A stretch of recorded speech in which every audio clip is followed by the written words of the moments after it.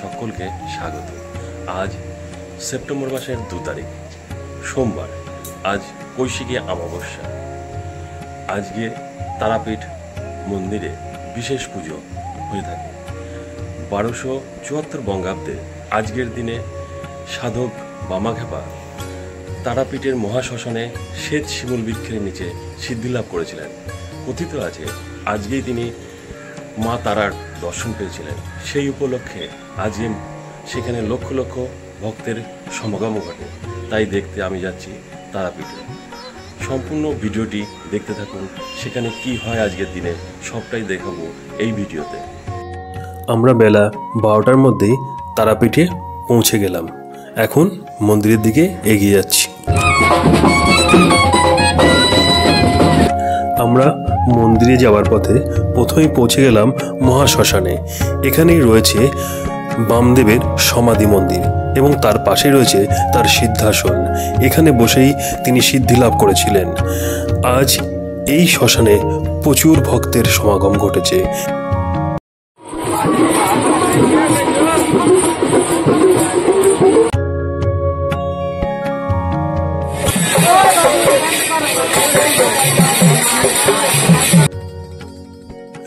দেবী কালীর আরাধনা সর্বজন বিদিত।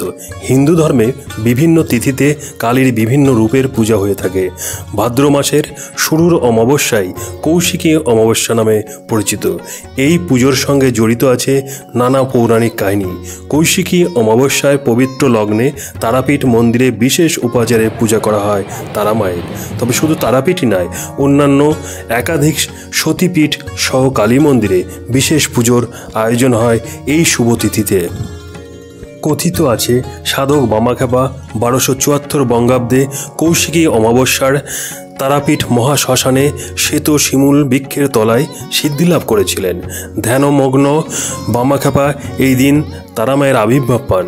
এছাড়াও শোনা যায় এই তিথিতে কৌশিকী রূপে মা তারা বিশেষ সন্ধিক্ষণে শুভ নিশুম্ভকে দমন করেছিলেন।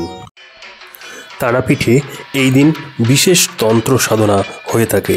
এই বিশেষ পূজাপাঠ কৌশিকী অমাবস্যার পবিত্র লগ্নে হয়ে থাকে দেবী তারার পুজো উপলক্ষে। কথিত রয়েছে তন্ত্র সাধনার এই রাতকে তারারাতও বলা হয়। বিশ্বাস করা হয় এই দিন স্বর্গ ও নরক দুইয়ের দরজা খুলে যায় মুহূর্তের জন্য। সেই সময়ই সাধকরা বসেন সাধনায়। মা তারা হলেন দশ মহাবিদ্যার দ্বিতীয় মহাবিদ্যা। মনে করা হয় কৌশিকী তারই আরেক রূপ। মার্কেন্ডীয় পুরাণের মতে একসময় মহিষাসুরের অত্যাচারে দেবতারা অতিষ্ঠ ছিলেন। তখনই দেবী দুর্গা মহিষাসুরকে বধ করেন। কিন্তু এই শান্তি বেশি দিন থাকে না। শুম্ভ নিঃশুম্ভের অত্যাচারে দেবতারা হন অতিষ্ঠ। এরপর সকলে পার্বতীর শরণাপন্ন হলেন। দেবতাদের রক্ষা করতে মা মহামায়া তার ইচ্ছা শক্তি জাগ্রত করে এক দেবী মূর্তির জন্ম দেন। কৌশিকী অমাবস্যার তিথিতে বিশেষ পুজোয় অংশগ্রহণ করে দ্বারকা নদীতে স্নান করলে জীবনের সব পাপ থেকে মুক্তি মেলে। এই দিন সঠিক উপায়ে তন্ত্রক্রিয়া সম্পন্ন করলে জীবনের সমস্ত বাধা বিপত্তি কেটে যায়। সেই কারণেই হয়তো দূর দূরান্ত থেকে প্রচুর ভক্ত আসেন মা তারার সান্নিধ্য লাভের আশায় তারাপীঠে।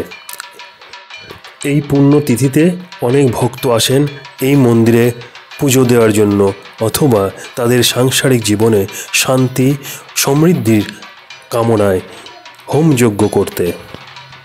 দিনের আলো শেষ হওয়ার সঙ্গে সঙ্গেই মন্দির আলোর মালায় সেজে উঠেছে।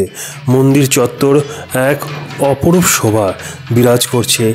আর ভক্তদের মা তারার ধ্বনিতে মুখরিত সারা মন্দির চত্বর। এই ভিড়ের মধ্যেই আমি এগিয়ে চললাম মায়ের দর্শন লাভের আশায়। নাট মন্দিরের ভেতরে দেখুন কি ভিড়। এই ভিড় ঠেলে সামনের দিকে গেলাম একটু দেখার জন্য।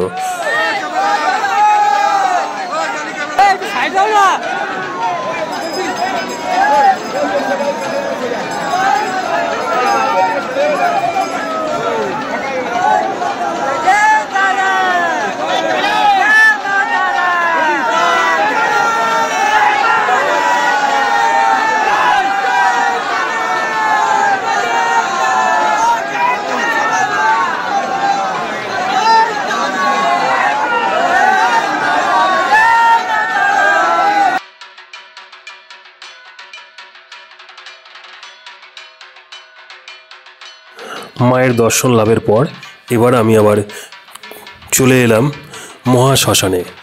মহাশ্মশান জুড়ে বিভিন্ন জায়গায় চলছে তন্ত্রক্রিয়া। সেই ক্রিয়াকলাপ দেখতে চলে এলাম শ্মশানে। চলুন দেখতে থাকি এই মহাশ্মশানের কর্মকাণ্ড।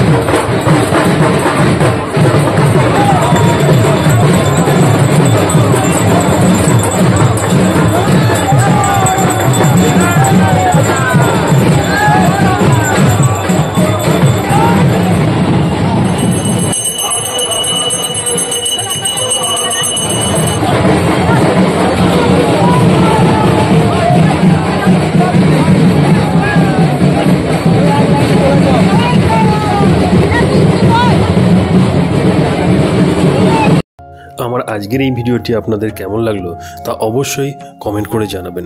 যদি ভালো লেগে থাকে লাইক শেয়ার করতে একদম ভুলবেন না। আর যারা আমার এই চ্যানেলটিকে প্রথমবার দেখছেন তারা অবশ্যই চ্যানেলটিকে সাবস্ক্রাইব করবেন। আর যারা আমার এই ভিডিও আমার ফেসবুক পেজ থেকে দেখছেন তারা অবশ্যই পেজটিকে ফলো করবেন। ভালো থাকবেন, সুস্থ থাকবেন। দেখা হবে পরবর্তীতে নতুন কোনো ভিডিওতে। রাত বাড়ার সঙ্গে সঙ্গে ভিড়ও পাল্লা দিয়ে বাড়ছে। আমরা বাড়ির পথে রওনা দিলাম। চলে এলাম রামপুরহাট স্টেশন। সেখান থেকে আমাদের ট্রেন রাত 12:20। আমরা স্টেশনে পৌঁছে গেছি। এখন বাজে 9:15। আমাদের ট্রেন অনেক দেরি। ততক্ষণ আমাদের স্টেশনেই অপেক্ষা করতে হবে। আমরা ওয়েটিং রুমে অপেক্ষা করব। এখন বাজে 3:40। আমরা নৈহাটিতে পৌঁছে গেলাম। এখন এখান থেকে আমরা ট্রেন ধরে বাড়ি চলে যাব। সকাল হতে হতেই বাড়ি পৌঁছে যাব।